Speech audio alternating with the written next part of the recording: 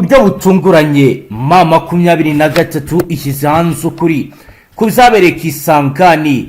Drone zarashe ndetse zari zifite gahunda ikomeye yo kwangiza ibikoresho bya gisirikare Kisangani. Ni mu gihe kandi M23 yatangaje ko igiye gutangira gutwika indege z'intambara na za drone by'igisirikare cya Repubulika Iharanira Demokarasi ya Kongo, aho bavuga ko bagomba kubisanga mu birindiro byabyo aho biparitse ndetse naho biri. Ni page ikomeye yanditseho amakuru tugiye kurambura tukareba iri kugenda biba. Turahera ku itangazo ryasowe na Alliance Fleuve Congo rigaragaza ibyabereye Kisangani ndetse n'andi hatandukanye, aho kugeza ubu ihuriro Alliance Fleuve Congo rifatanya n'umutwe wa M23 ryashyize ahagaragara itangazo ryemewe ryasohotse ku munsi w'ejo wa kabiri w'indwi ku igenekerezo rya gatatu Rumuhuhuma 2026 rivuga ko ryasenye ikigo cy'ingenzi cya gisirikare cyifashishwaga mu micungire n'ibikorwa bya drone za gisirikare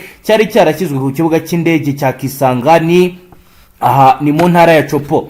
Nkuko iri tangazo ribivuga, iki gikorwa cyabaye hagati y'itariki 31 z'ukwezi kwa mbere ndetse n'itariki ya mbere Ruhuhuma 2026. Kikaba rero cyari kigamije gusenya icyari gifatwa nk'igicumbi cy'ingenzi cyategurirwagamo kigahurizwamo ndetse kikanagenzurirwamo ibikorwa bya gisirikare byifashishwaga mu rwego rwo kwereza drone zagabaga ibitero ku baturage b'abasivili ndetse no ku myanya igenzurwa na AFC M23 mu bice bavuga ko bisabohowe. AFC M23 iravuga ko ikigo cyifashishwaga mu gutegura no gushyira mu bikorwa ibitero byahitanye abasivili benshi mu bice bitandukanye byo mu burasirazuba bwa Repubulika Iharanira Demokarasi ya Kongo birimo Masisi, Warikare, Rucuru, Rubero, Karehe, Mwenga ndetse na Minembwe. Iryo huriro kandi riravuga ko ibyo bitero zakozwe mu bihe bitandukanye maze bigira ingaruka zikomeye ku buzima n'umutekano w'abaturage. Iryo tangazo rikomeza risobanura ko icyo gikorwa cyabaye nyuma y'uko AFC M23 ivuga ko yari imaze igihe ishyikiriza amahanga n'inzego zitandukanye ibimenyetso by'uko hari ubwicanyi n'ihohoterwa bikorerwa abasivili mu bice byavuzwe, ariko ayo makuru akirengagizwa akakirwa mu buryo budagaciro uburemere bw'ibiri kuba ku baturage. AFC iravuga ko itazigera yihanganira na rimwe ibikorwa ivuga ko bigamije kwibasira abaturage b'inzirakarengane, ikanemeza ko izabona ibi bikorwa byibasira abasivili bikomeje izakomeza gufata ingamba zo kwirwanaho no kugenzura inkomoko y'izo mbogamizi nk'uko bigaragara mu mvugo y'iryo tangazo. Iryo huriro rya AFC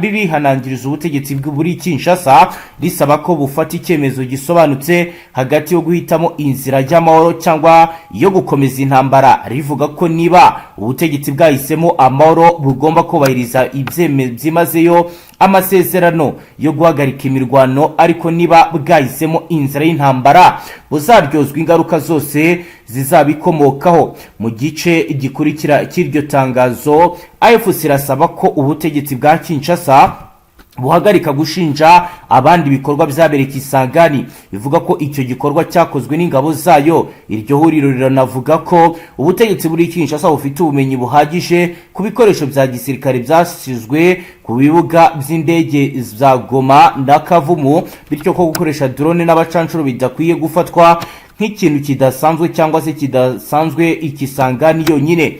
AFC M23 irangiza itangazo ryayo isaba byihutirwa umuryango mpuzamahanga gutabara gushyira igitutu ku butegetsi bwa Kinshasa kugira ngo bahagarike ibyo bita ubugome n'umuco wo kudahana ibyaha bikorerwa abasivili. Iryo huriro rinasubiramo ko ryiyemeje gushakira umuti amahoro kandi ko mu buryo burambye bigomba gukorwa mu gihe hamaze igihe gito mu burasirazuba bwa Repubulika Iharanira Demokarasi ya Kongo hari ibice M23 ibohoye. Iryo tangazo ryashyizweho umukono na Laurence Kanyuka, bigaragara ko yarisinye igoma ku itariki ya gatatu z'ukwezi kwa kabiri 2026. Nk'uko rero bigaragara, indi page ikomeye iragaragaza ko umutwe wa AFC M23 wamaze kugaragaza ko ugiye gutangira gutwika indege z'intambara na za drone bya gisirikare bikoreshwa na Repubulika Iharanira Demokarasi ya Kongo nkuko rero bivugwa bizajya bisangwa mu birindiro byabyo mu gihe rero bizaba bikomeje kwifashishwa mu kugaba ibitero byica abaturage mu bice bizabohowe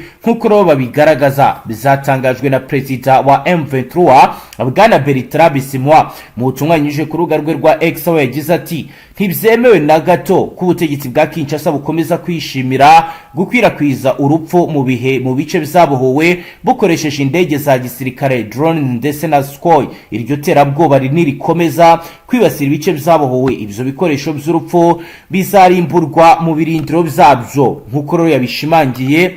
M23 yatangaje ko umugambi wo gutwika zira ndege na drone mu gihe kuva mu cyumweru gishize bikomeje kwifashishwa mu kugaba ibitero mu bice by'imisozi miremire byo muri territoire ya Fizi mu ntara Kivu y'Amajyepfo. Ihuriro ry'ingabo za leta ya Kongo Kinshasa rikomeje kurwanira na AFC M23 bafatanyije n'umutwe wa twirwaneho nkuko bigaragara. Amakuru aravuga ko ibitero byo mu kirere by'ingabo za leta Fardc bikunze kugaba mu bice igenzura kenshi bituruka ku kibuga cy'indege cya Bujumbura mu Burundi ndetse na Kisangani mu ntara ya Chopo. Mu mpera z'icyumweru gishize leta ya Kinshasa yatangaje ko ikibuga cy'indege cya Kisangani cyagabwe ibitero bya drone ndetse ko ari drone 8 icyo gihe zahanuwe nkuko babivuga.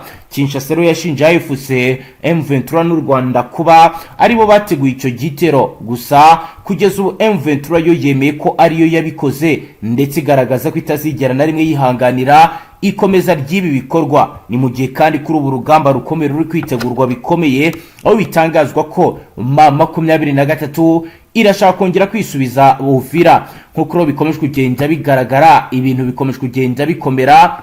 Haravugwa rero ibikomeje kugenda bikomera ibitero bya Fardc n'ingabo z'u Burundi na Wazalendo bikomeje guhungabanya umutekano imurenge nkuko amakuru atugezeho Nonaha abigaragaza. Ibi byo bihagaze gute? Ukuri guhari nukuhe? Ni ibitero bya Fardc n'ingabo z'u Burundi na Wazalendo bikomeje guhungabanya umutekano mu misozi y'imurenge. Amakuru aturuka muri territoire ya Minembwe mu ntara Kivu y'Amajyepfo muri Repubulika Iharanira Demokarasi ya Kongo aravuga ko mu masaha make ashize habaye ibitero bizagabwe n'ihuriro ry'ingabo za leta ya Kinshasa mu bice bitandukanye byo mu misozi y'imurenge. Amakuru yize waravuga ko iri huriro rigizwe n'ingabo za Fardc, ingabo z'u Burundi, imitwe yitwaje intwaro ya Wazalendo ndetse na FDLR ryagabye ibitero mu duce tubiri twegereye cyane centre ya Minembwe ari two Kavumu Gahwera. Ibi bitero bizabaye rero kuwa kabiri ku itariki ya 3 z'ukwezi kwa kabiri 2026 nkuko ayo makuru abivuga. Ibi bitero byaturutse mu bice bigize segiteri Rurenge muri territoire ya Fizi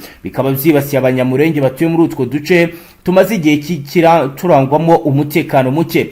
Ku rundi ruhande umutwe wa MRDP twirwaneho ugenzura territoire ya Minembwe, Mikenke, Rugezi, Puezero n'utundi duce twinshi two muri aka gace. Amakuru yizewe agera mu itangazamakuru avuga ko wabashije gusubiza inyuma ivyo bitero nkuko bisanzwe ubigenza no mu bishe byashize. Ibiro bikaba bibaye mu gihe kuwa mbere uwo mutwe nanone wasubije inyuma ingabo za leta ya Kinshasa n'abambari bazo bari bagabye ibitero mu duce twitwa Muriza. Ibintu byongeye kugaragaza ko imirwano ikomeje gufata indi ntera mu misozi miremire y'imurenge nkuko bisemezwa n'abariyo. Abaturage bo muri utu duce bakomeje kugaragaza impungenge zikomeye ku mutekano wabo mu gihe ibikorwa by'ubugizi bwa nabi bizingabo zirwana ku ruhande rwa leta bikomeje kwiyongera bikagira ingaruka zikomeye ku buzima busanzwe bw'abasivili cyane cyane abagore, abana n'abageze mu zabukuru. Ibi byose ni ibiri kuba kandi mu gihe roko informa zitubwira ko kagaragaza imbaraga zidasanzwe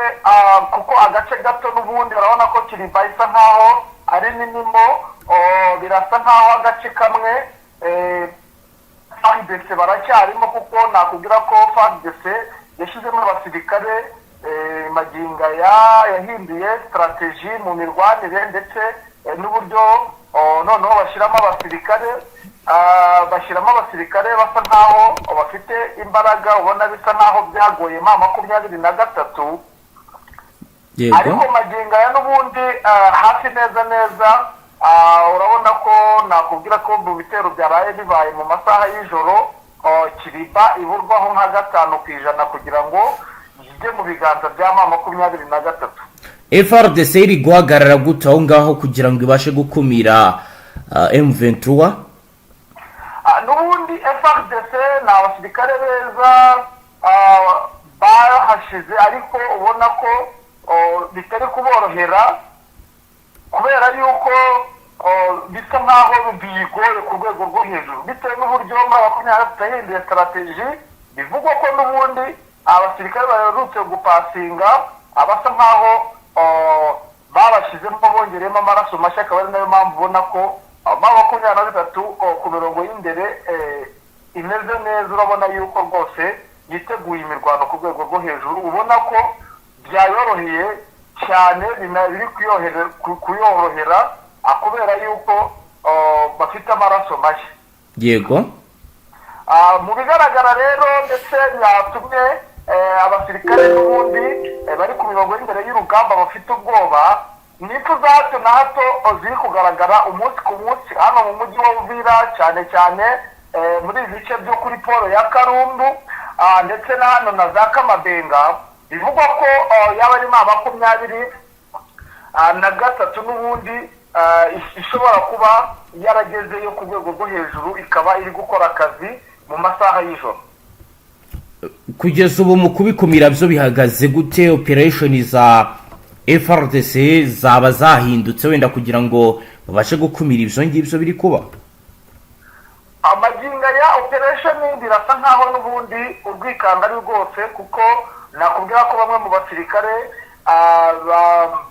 ba Fdnb bakomeje kugira urwikango, ariko habayeho no kudahuza hagati yabo n'abacdf. Ubona ko biri mu bintu biri kubagora ku rwego rwo hejuru, ndetse ubona yuko nyine basa nkaho bagiye nkaho bahamuritse, kuko bamwe bakomeje kugenda biripotinga muri biriya bice. Nakubwira yuko hari n'abacdf ku munsi w'ejo biripotinze kuri M23.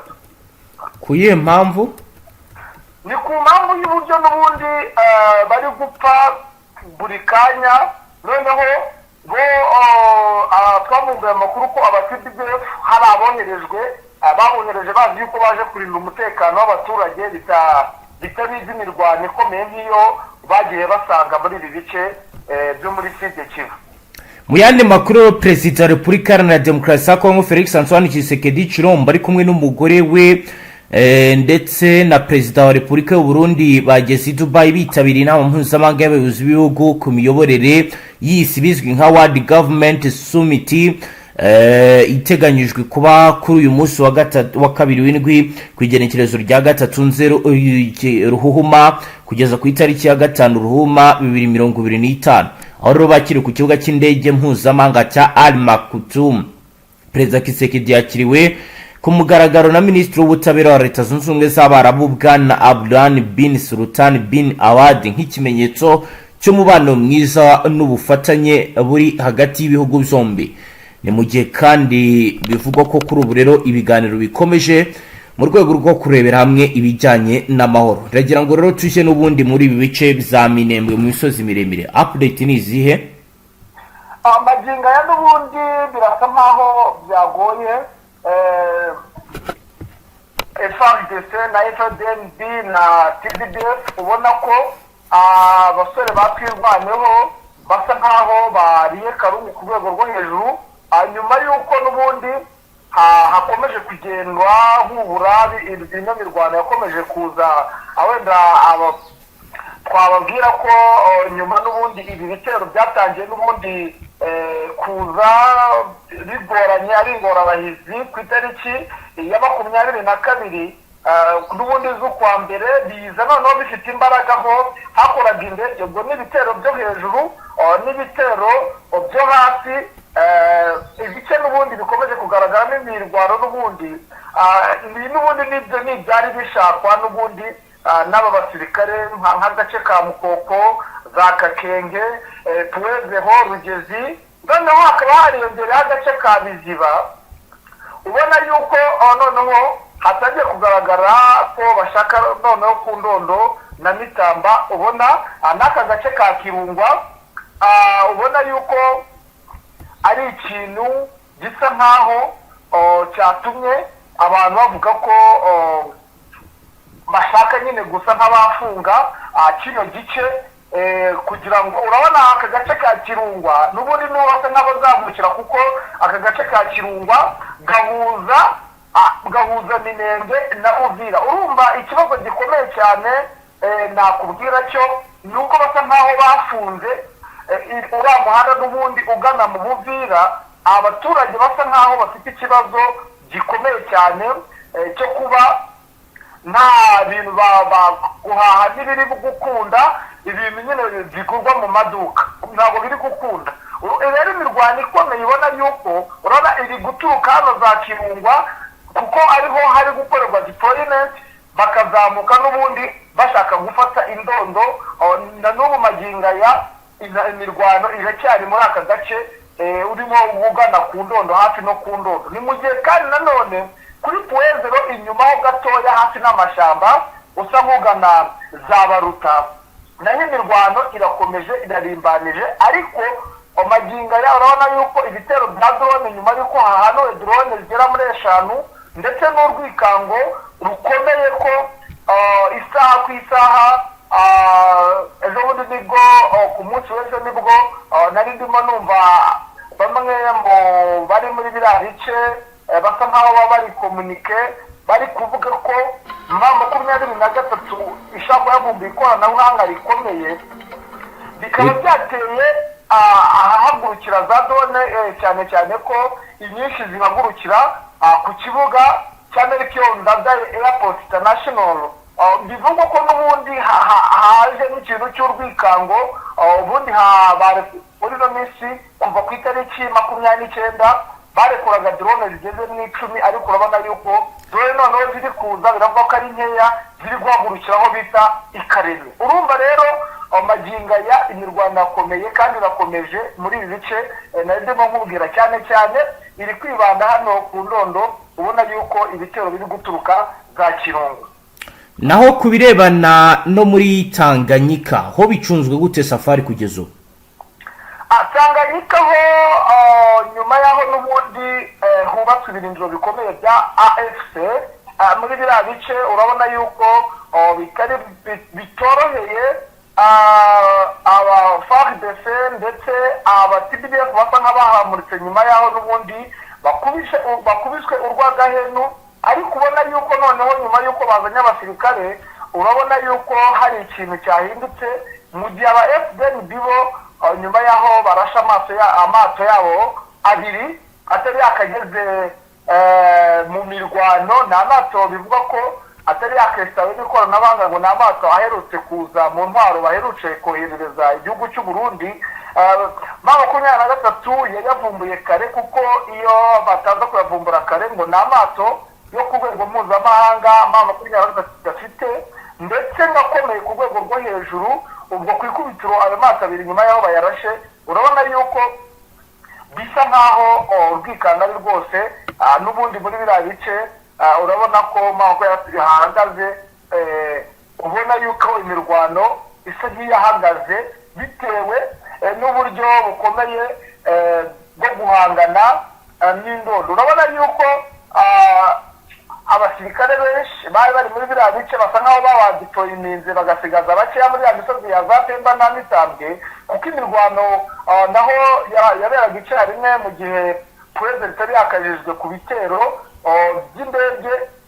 Bigaragara ko neza M23 muri biriya bice isa nkaho yatujemo imbaraga, igasa nk'izizamura muri ya misozi ya Minembwe. Niyo mpamvu nta rusasu rukomeje ruheruka kuba rwavuga muri biriya bice bitewe n'uko abasirikare basa nkaho bazamutse. Bino bitero by'indege urabona ko bisa nkaho byatumye M23 isa nayo isa nk'isubiraho inyuma ho gatoya kugira ngo ibe gufasha twirwaneho muri ya misozi ya Minembwe. Kubera ko Minembwe hariyo intambara ikomeye ku rwego rwo hejuru. Basirikare benshi bitewe n'abasirikare Fdnb hari abasirikare benshi kandi bafite icyo bize, ndetse n'abatibidef n'abasirikare barinda perezida. Urumva n'abasirikare b'intoranwa. Aho nakubwira ko mu Minembwe nta musirikare ujanditse uriyaho nyuma yaho n'ubundi abirukanye abawazarendo ndetse bakaba barabaheze barabahereje kuri front line, urumva ko n'ubundi bitari gukunda ko twirwaneho ishobora kuba yari buhangane n'ibi bitero by'abasirikare b'intoranwa Fardc yashyize muri ya misozi ya Minembwe. Naho kubirebana n'abazarendo impinduka bakorewe nize wenda kugira ngo harebwe ko ibyo bikorwa by'ubugizi bwa nabi bigabanuka, haba hari ingamba nshya zafashwe kugeza ubu? Ingamba zafashwe ntazo maginga ahubwo nakubwira ko aba bazarendo n'ubundi ku munsi w'ejo nabo hari aho bigabiye ibitero kuri Plaine d'Origine bakagwa muri ambushi ya 23 ndetse hagapfa aba bazarendo benshi ubona yuko basa nk'abari mu bwihere nyuma yaho n'ubundi bahejwe mu bikorwa bya gisirikare biri kubera hari muri Sud Kivu. Yego, reka noneho tujye muri Nord Kivu. Muri Nord Kivu ho bihagaze gute, ayo mufite naye kugeza ubu? Nord Kivu nari ndimo mvugana n'umuntu waho ndetse ubona yuko hari n'amanama y'abayobozi b'amasheferi bari kuvuga ko noneho urufunguzo rwavumbutse sinzi impamvu kubera ku gikuba cyacitse. N'urufunguzo rw'iki? Urufunguzo rw'uko imirwano wenda yabigiye gushyirwaho akadomo kwako biringiye ko uriya mugabo wohereje muri biriya bice ashobora kuba yahita nawe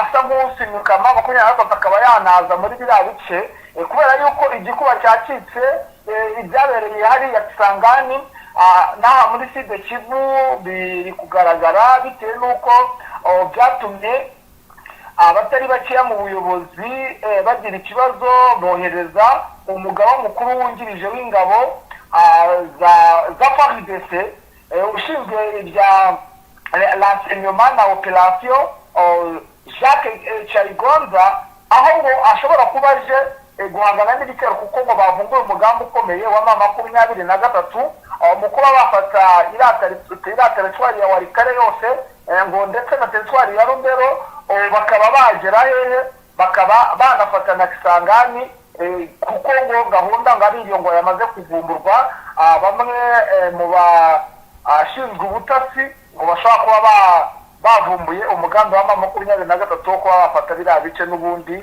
igikuba cyacitse. Urumva ko n'ubundi ubu maginga ya Charigonza ari mu mujyi wa Beni, ni hari ubona yuko bisa nkaho n'ubundi aje noneho kwiyoborera urugamba muri biriya bice mu bintu bitari bimenyerewe kuko yari amaze iminsi adahari asa nk'ukorera icyicaro.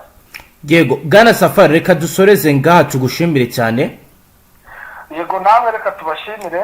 Namwe banywanyi mudateba kubana natwe ngaha kuri imbonesha kuri imwe Rudende bashyikiriza amakuru atosuye abarabana n'umutekano, politike, ububanyi n'amakungu ndetse n'ubuzima bwa munsi bw'abanyagihugu. Reka tubashimire cyane wowe dukurikiye bwa mbere ucyonde sabone ntuzongere gucika ukundi n'amakuru ndetse n'ibindi biganiro tubashyikiriza ngaha. Hasta la vista.